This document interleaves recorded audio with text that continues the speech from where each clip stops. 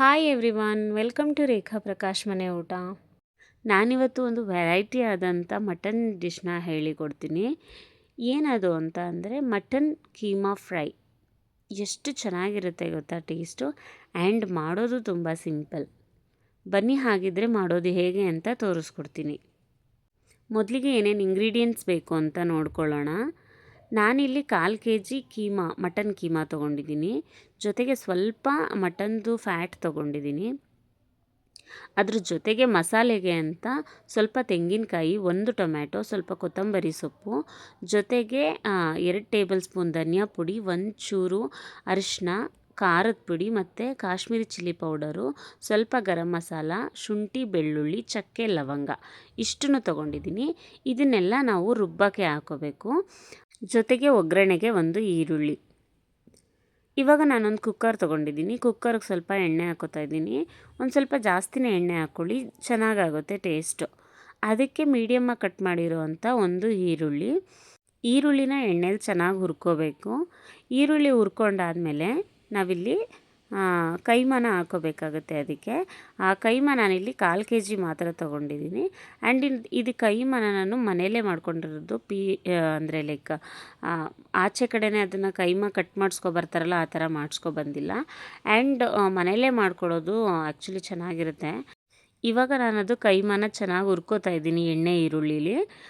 ಎಷ್ಟು ಹುರ್ಕೋಬೇಕು ಅಂದರೆ ಆ ಕೈಮಲ್ಲಿ ನೀರಿರಬಾರ್ದು. ಆ್ಯಕ್ಚುಲಿ ಕೈಮಾದು ರೆಸಿಪಿ ಮಾಡಬೇಕಾದ್ರೆ ಅದರಲ್ಲಿ ನೀರಿರಬಾರ್ದು. ಆ್ಯಂಡ್ ನಾನು ಇದನ್ನು ಮನೆಯಲ್ಲೇ ಕಟ್ ಮಾಡ್ಕೊಂಡಿರೋದ್ರಿಂದ ಅಥವಾ ಮನೆಯಲ್ಲೇ ಅದನ್ನು ಪ್ರಿಪೇರ್ ಮಾಡ್ಕೊಂಡಿರೋದ್ರಿಂದ ಸ್ವಲ್ಪ ನೀರಿನ ಅಂಶ ಜಾಸ್ತಿನೇ ಇರುತ್ತೆ.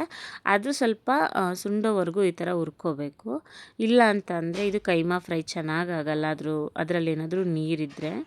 ಸೊ ಅದಕ್ಕೆ ಇದನ್ನು ಚೆನ್ನಾಗಿ ಹುರ್ಕೋತೀನಿ. ಇದನ್ನು ಕಂಪ್ಲೀಟಾಗಿ ಹುರ್ಕೊಂಡು ಅದು ನೀರೆಲ್ಲ ಸುಂಡಾದಮೇಲೆ ನೋಡಿ ನಾನು ತೊಗೊಂಡಂಥ ಒಂದು ಸ್ವಲ್ಪ ಕೊಲೆಸ್ಟ್ರಾಲ್ನ ಆ್ಯಡ್ ಮಾಡ್ತೀನಿ. ಸೊ ಇದು ಟೇಸ್ಟ್ನ ಎನ್ಹ್ಯಾನ್ಸ್ ಮಾಡುತ್ತೆ ಅಂತಲೇ ಹೇಳ್ಬೋದು. ಆ್ಯಂಡ್ ಕೊಲೆಸ್ಟ್ರಾಲ್ ಏನು ಜಾಸ್ತಿ ಬೇಯಬೇಕಾಗಿಲ್ಲ ಅಲ್ವಾ, ಅದಕ್ಕೆ ಕೈಮಾ ಎಲ್ಲ ಸ್ವಲ್ಪ ನೀರು ಸುಂಡಾದ್ಮೇಲೆ ಆ್ಯಡ್ ಮಾಡ್ಕೋತಾ ಇದ್ದೀನಿ. ಸೊ ದಟ್ ಅದು ಚೆನ್ನಾಗಾಗುತ್ತೆ. ಅದಕ್ಕೋಸ್ಕರ ನೋಡಿ ಅದೆಲ್ಲ ಚೆನ್ನಾಗಿ ನೀಟಾಗಿ ಹುರ್ಕೊಂಡಾದ್ಮೇಲೆ ಇಲ್ಲಿ ಮಸಾಲೆನ ಹಾಕೋತಾ ಇದ್ದೀನಿ. ರುಬ್ಬಿದಂಥ ಮಸಾಲೆ ನಾನು ರುಬ್ಬಕ್ಕೆ ಏನೇನು ಸೇರಿಸಿದ್ದೆ ಅಂತ ನಾನು ಆಲ್ರೆಡಿ ತೋರಿಸಿದ್ದೀನಿ. ಆ ಎಲ್ಲ ಇಂಗ್ರೀಡಿಯೆಂಟ್ಸ್ನೂ ಹಾಕ್ಕೊಂಡು ರುಬ್ಬಿದ್ದೀನಿ ಅಷ್ಟೇ. ಆಮೇಲೆ ನೋಡಿ ನಾನು ಈ ಥರ ಚೆನ್ನಾಗಿ ಹುರ್ಕೋತೀನಿ. ಆ ಮಸಾಲೆ ಎಲ್ಲ ಸೇರಿಸ್ಕೊಂಡಾದ್ಮೇಲೆ ಆಮೇಲೆ ರುಚಿಗೆ ತಕ್ಕಷ್ಟು ಉಪ್ಪು ಹಾಕ್ಬಿಟ್ಟು ಮತ್ತೆ ನೀಟಾಗಿ ತಿರುಗಿಸ್ಕೋಬೇಕು.